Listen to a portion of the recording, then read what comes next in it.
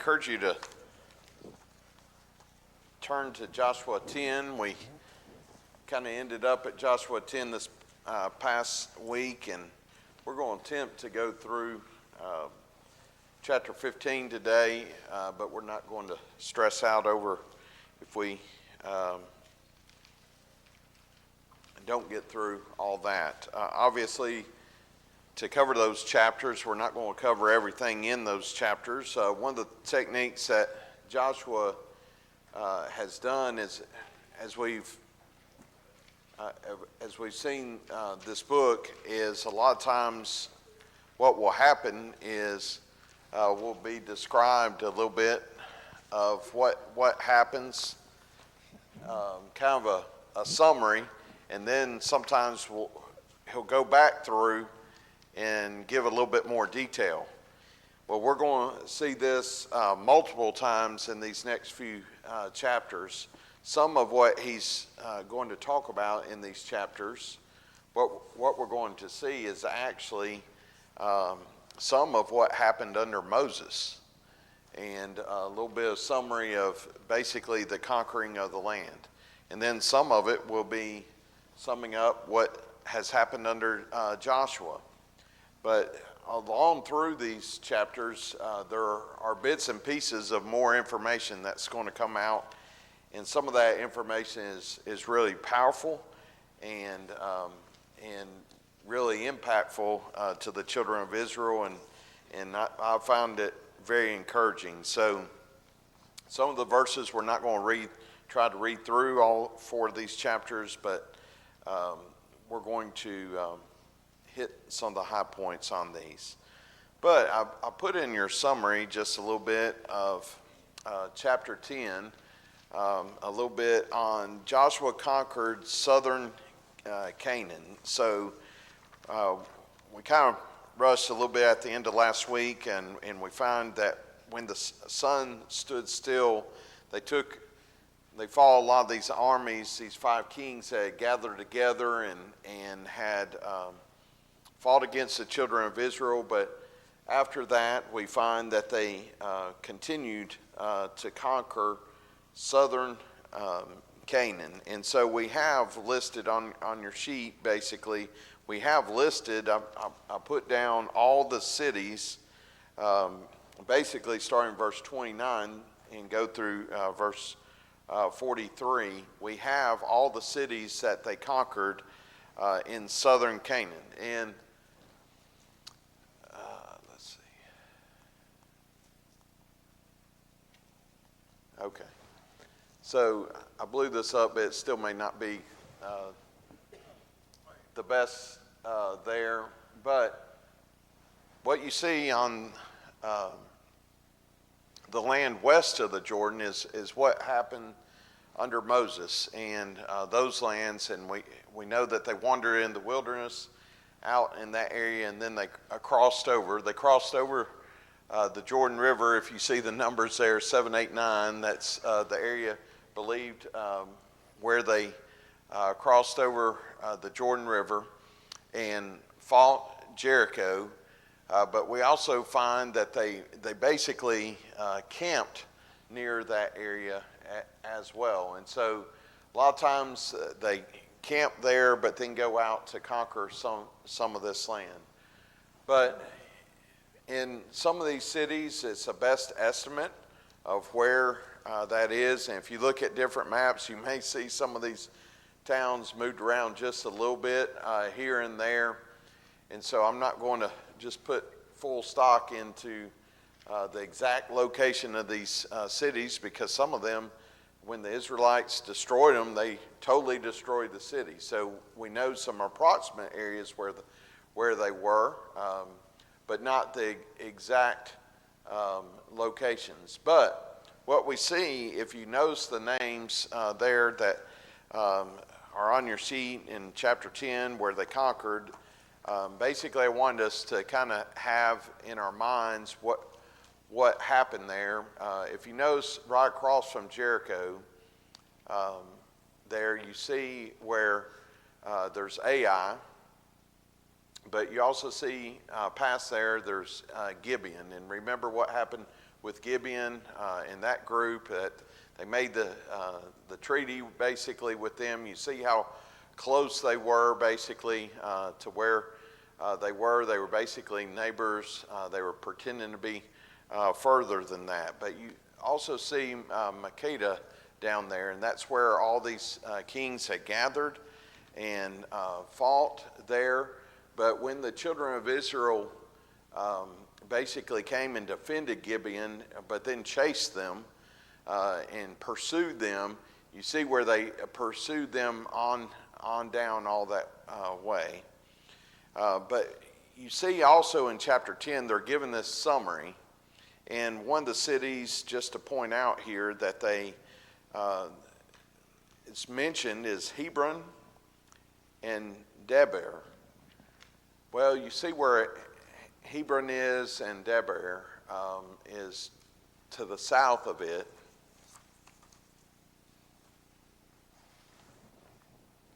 There we go. There's Hebron and there's Debir. And you notice what's along there. That's the hill country right there. But you see this area, this is where the Israelites pursued all them. But you see to fight over in Hebron and Debir, it's in the hill country right in there. We're going to come back to that. Some of this is in chapter 14 and 15. We're going to come back to that, and we're going to find out some other information. But, so all this is in the south. And what we find, and just by the way, I'm not going to get too political here, but let's see. Chris was teaching his class on Acts, and was dealing with the Ethiopian, and he was on his trek from Jerusalem to Gaza, Gaza. But it kind of puts in perspective, hopefully, a little bit more for you to what's going on even today over in that part of the world. But you see what happens as they pursue all those towns to the south. But what happens is when they get through, I'm glad I blew that up. When they get through, they basically return back to this area right in here. It's right at the top up there. And they return from this. So this is, and again, I promise I blew that up as much as you could, but it's just so much information. They basically, in chapter 11, are going to talk about the northern kingdom. So right down here at the bottom, so there's Gilgal. That's where they returned back. Here's Jericho, Ai, Gibeon, right in there. They return back to Gilgal. Gilgal is the camp. Basically, what they're about to do in chapter 11, it's going to be a summary of this trek all the way up here and back down. That's what they're going to talk about, the kings, the conquests of the northern kingdom. So one of the things that we're told a little bit later in this is that this did take a pretty long time. Look at verse 18 of chapter 11. Joshua made war a long time with all those kings. So this is the part that took a little bit more time with some of it. But let's just dive in, and I want to read part of this. Let's just read verses 1 through 11. Notice chapter 11, 1 through 11. When Jabin, king of Hazor, heard of this. Now, Hazor, just to let you know, maybe one of your eyes is better than me, but if I'm not wrong, this is Hazor, or here. I don't know. It's one of those two. If your eyes are a little bit better than me. When Jabin, king of Hazor, heard this, he sent to Jobab, king of Madon, and to the king of Shimron, and to the king of Achshapah, and to the kings who were in the northern hill country, and in the Arabah south of Chinneroth, and in the lowland, and in Naphtador on the west, to the Canaanites in the east and the west, the Amorites, the Hittites, the Perizzites, the Jebusites in the hill country, and the Hivites under Hermon in the land of Mizpah. So just hitting pause here. What happens, this king hears of this. What did he hear of? He heard of what happened in the south and what had the Israelites had defeated all those in the south. When he heard of that, then what he decides to do is he gathers all these kings from up north, and basically, notice verse 4, and they came out with all their troops, a great horde, in number like the sand that is on the seashore, with very many horses and chariots. And all these kings joined their forces and came and encamped together at the waters of Merom to fight against Israel. And the Lord said to Joshua, do not be afraid of them, for tomorrow at this time I will give over all of them slain to Israel. You shall hamstring their horses and burn their chariots with fire. So Joshua and all his warriors came suddenly against them by the waters of Merom and fell upon them. And the Lord gave them into the hand of Israel, who struck them and chased them as far as the great Sidon and Mizrath.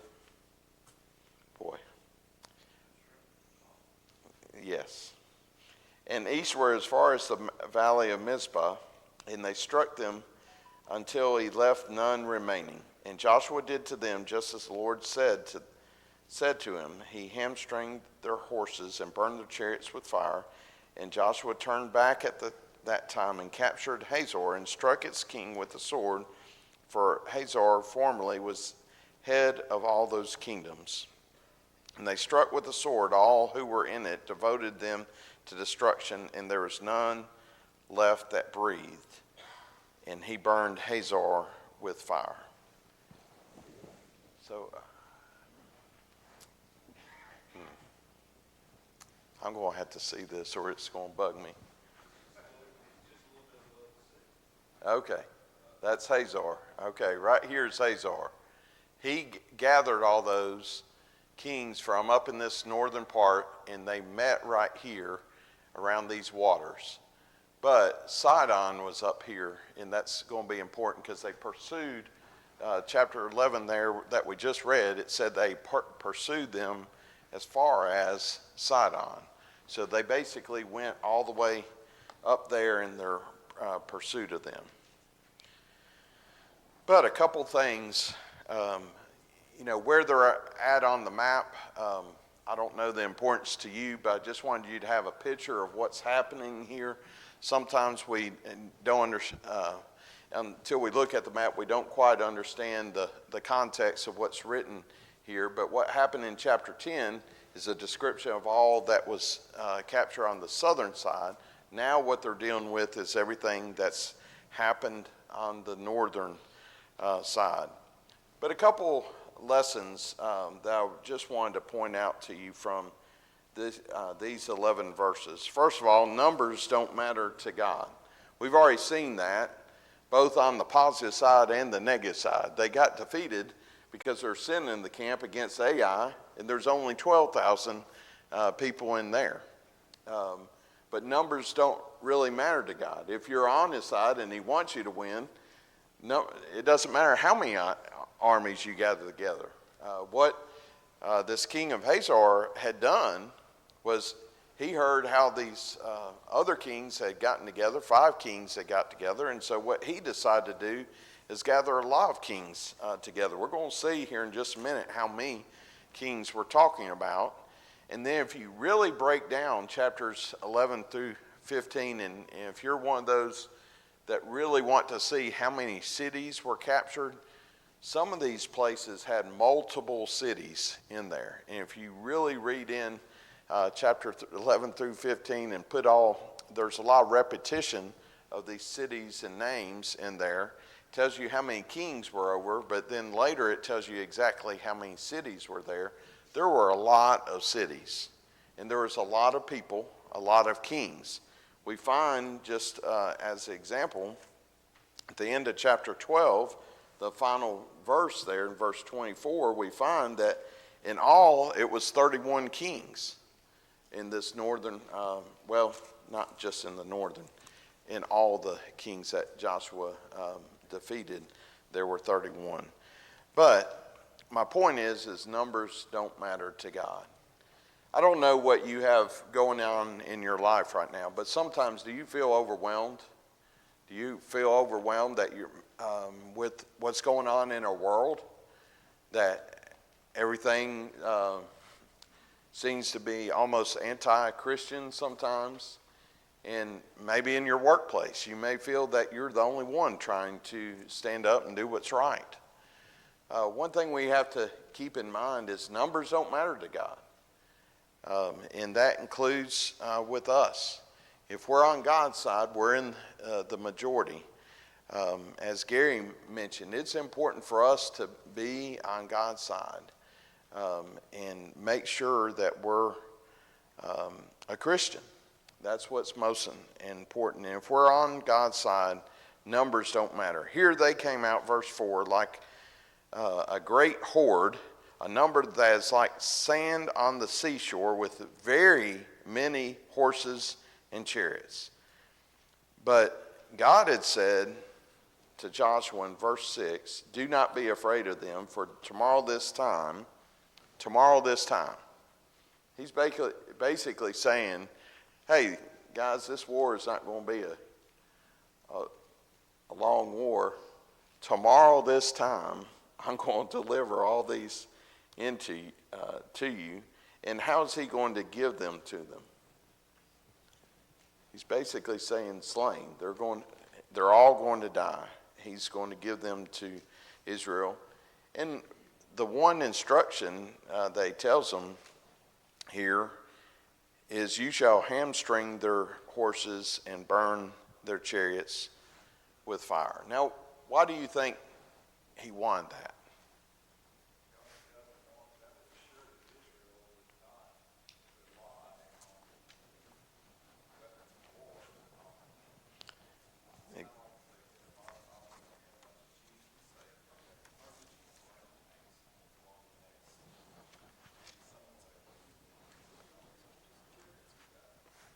Exactly. He tells them those things. So I put down 3 scriptures. Could I get someone to turn to Deuteronomy 17, 14 and 16, someone else Psalm 20, 7 and 8, and someone else Isaiah 31, 1.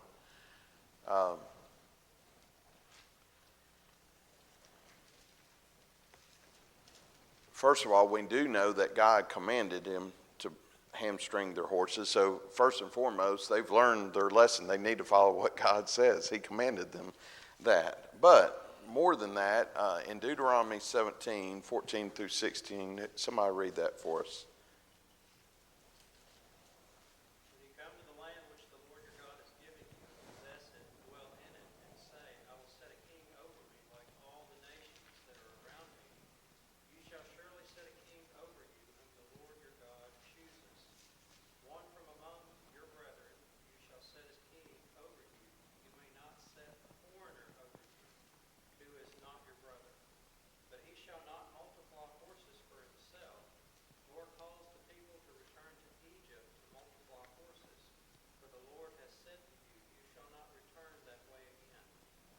So Egypt was known for their horses, and we remember as the Egyptians were pursuing the Israelites, what happened to the horses and chariots that were pursuing?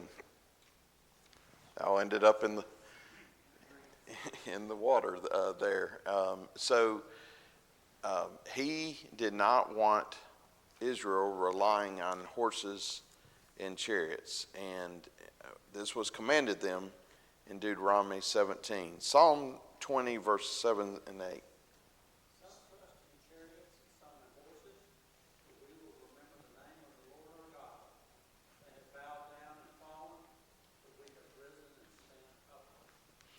I don't know if you know the song that goes along with that, but it's a powerful song.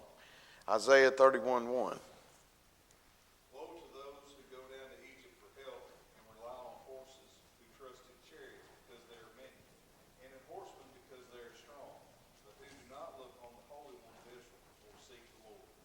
So this drills down a little bit further that the children of Israel are to not trust in horses and chariots, but to look to God, to trust the Holy One. Is there something you're putting your trust in other than God? You know, we live in America, and I'm very proud to live in America. But part of the American spirit is to pull ourselves up by our own bootstraps and to do things ourselves. And like I mentioned last week, sometimes it means we don't ask for help. But a deeper problem than that is relying on ourselves, trusting in our abilities. When's the last time you've struck out on faith and done something that you know it took faith to do? Some of you know my story and some of you don't. But we didn't plan to move to Bowling Green. Matter of fact, I didn't know where we were going to move. Sarah and I had gotten our youngest through high school, and we felt like it was time for a change. And so I went and met with chairman of the board where the school I was at, and I said, we talked about it, and I said, yeah, I think it's time for a change. And I want to leave the school in a good place, and the school's in great place. We had just come through COVID, and that was terrible. But I felt like I couldn't leave during that time. I wanted to get school back settled, and we gotten through all that. He said, well, what are you going to do? Who's offered you a job? I said, I don't know. I just trust God will provide. Well, where are you going to move to? I said, I don't know. Well, Sarah works here too. What's she going to do? I don't know. We just feel like it's time. God will provide. We don't know what the next chapter in our life is. That took some faith, I'll tell you. But Sarah was right there with me. And we end up here. What else are you doing that to put your faith in God? And I don't want any of you to leave. I'm not implying that at all. But sometimes are we trusting in things that we know are sure, and we're only going to do what we know is sure? Or are we going to step out in faith? And I'm not talking about being reckless here, but God commanded them. He did not want them depending on horses and chariots. He wanted them dependent on Him. Sometimes it takes God to pull us through our situations. Sometimes we don't know how we're going to get through those things without God's faith. But God has told us if He can take care of the birds of the field, He's going to take care of us. We should not put our trust in anything other than God. And along this line, we should do all that God wants us to do. Notice verse 15. Just as the Lord had commanded Moses his servant, so God commanded Joshua. And so Joshua did. He left nothing undone of all that the Lord had commanded Moses. Notice verse 23. So Joshua took the whole land according to all that the Lord had spoken to Moses. Joshua gave it for inheritance to Israel according to the tribal allocations, and the land had rest from war. So this is kind of a summary here of chapter 11 of what happened in the northern kingdom. Chapter 12, we won't go into a lot of details, but verses 1 through 6 talks about the kings that were defeated by Moses. Moses, the servant of the Lord, and the people of Israel defeated them, verse 6. And Moses, the servant of the Lord, gave their land for a possession to who? To the Reubenites, the Gadites, and the half-tribe of Manasseh. So that was back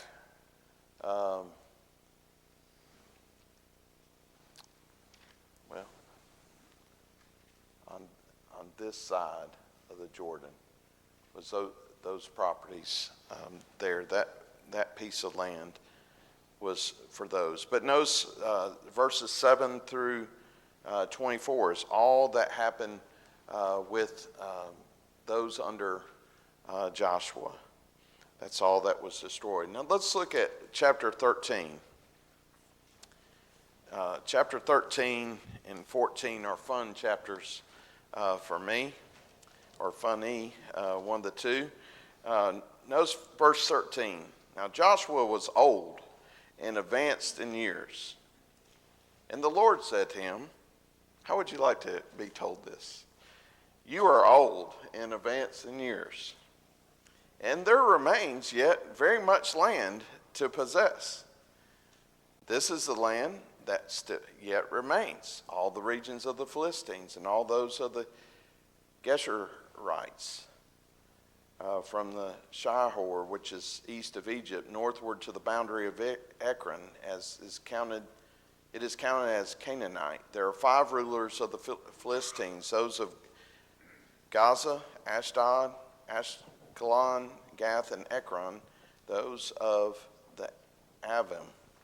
In the south, all the land of the Canaanites and the Merah that belongs to the Sidonites, to Aphek, and to the boundaries of the Amorites, to the land of the Gebalites, and all Lebanon, to the sunrise from Baalgad below Mount Hermon to Lebo Hamath, to all the inhabitants of the hill country, from Lebanon to Mizrapoth, Maine, even all the Sidonians. I myself will drive them out from before the people of Israel, only allot the land to Israel for inheritance, as I commanded you. So what we're getting at here, Joshua is told by God that he was old, but there's still work that needed to be done. He didn't say, well, you served well, you can kick back right now. He basically gave him a challenge that there was more work that needs to be done. But in that description, notice who is said that they would take care of those kings. Who would drive them out? God would drive them out. Verse 6, he would drive them out from that. And so basically Joshua's command is there's more work to be done. Do what I've commanded you. And basically I'm going to be with you. I'm going to help you get the job done is basically what he's saying. But Joshua was to divide the land as Joshua commanded. We find that they did. But notice verse 13. Yet the people of Israel did not drive out the Geshurites or the Maacathites, but Gesher and Maacath dwell in the midst of Israel to this day. And so they failed to drive out everyone. Later, David had to end up dealing with them. And I wanted to point out that as they divided, verse 33, the tribe of Levi, Moses gave no inheritance. And I think there was another verse up here that talked about that what was Levi's inheritance? Verse 14. To the tribe of Levi alone, Moses gave no inheritance. The offerings by fire to the Lord God of Israel are their inheritance, as he said to them. So they were to divide out all this land, but Levi was to not get land. Notice chapter 14. One of my favorite passages in Joshua. Notice verse 6.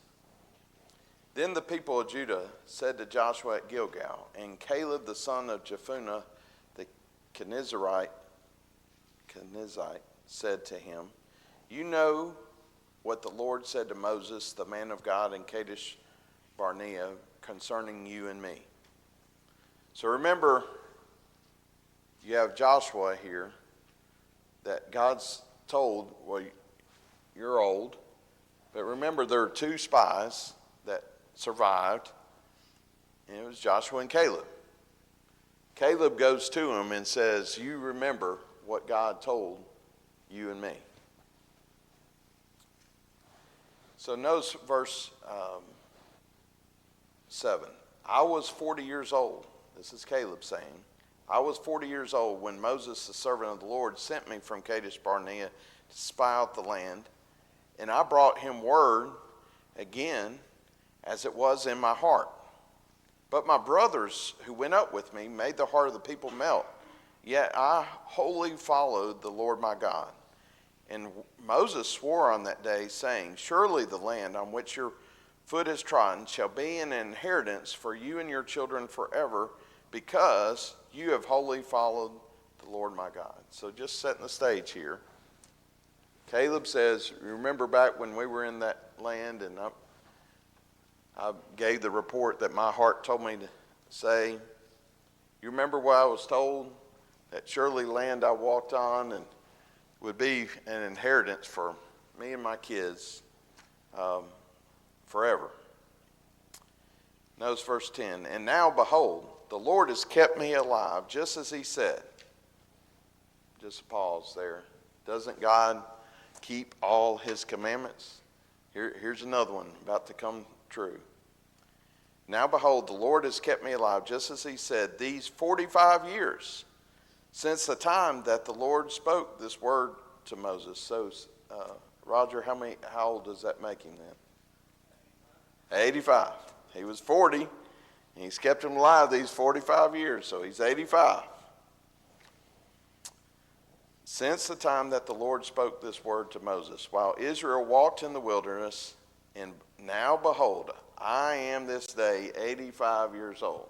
Now, God's already told Joshua, you're old, but there's still more work to be done. Here's Caleb saying, here I am, 45 years later, I'm 85. Here's my favorite part. Verse 11, I am still as strong today as I was in the day that Moses sent me. My strength is now as my strength was then for war and for going and coming. So now, give me this hill country, of which the Lord spoke to me on this day. For you have heard on that day how the Anakim were there, with great fortified cities. It may be that the Lord will be with me, and I shall drive them out, just as the Lord said. So here's Caleb saying, give me this hill country. Now, I love the New King James here, or King James. It says, give me what? Okay. Give me what? Hebron. But what did that verse say? Verse 12. Anybody have New King James or King? Give me this mountain. I love that. He's like, I'm 85, but I'm just as strong for going out for war. Give me this mountain. Now, what were there? The Anakim. Who were the Anakim? The giants. They're the ones that everybody was all upset about when the spies went the first time to spy out, and we're like grasshoppers in those sites. Here's Caleb saying, okay, it's time to take on the Anakim. Yes, they're fortified cities. Yes, they're giants. But I want this for inheritance. This is the place I want. We fought all these wars and everything, but this is the one I want. In other words, he wanted the toughest place, the toughest city. That's what he was looking at. That's what he wanted to do. So, verse 13, Joshua blessed him, and he gave Hebron to Caleb the son of Jephunneh for inheritance. But let's jump to chapter 15.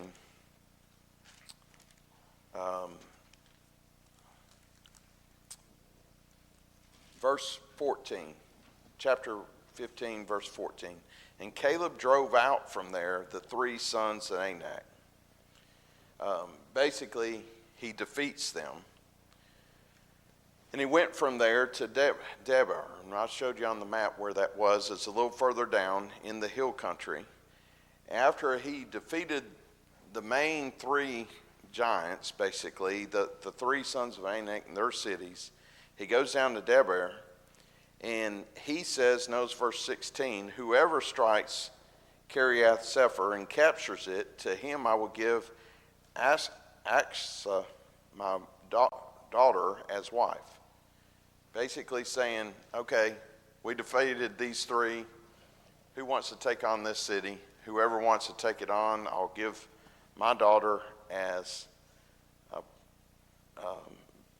wife. And so notice who speaks up. And Othniel, the son of Kenaz, the brother of Caleb, captured it, and he gave him Achsah, his daughter, as wife. So I guess uncle there is what happened. But notice what she did. And she came to him. She urged him to ask her father for a field. And she got off her donkey, and Caleb said to you, what do you want? She said, give me a blessing. Since you have given me the land of the Negeb, also give me also the springs of water. And gave her the upper springs and the lower springs. Couple things. The biggest thing that jumps off the page to me is people of all ages can be leaders. I admire those. I'll tell you one, Garnet Baker is just one that's amazing to me.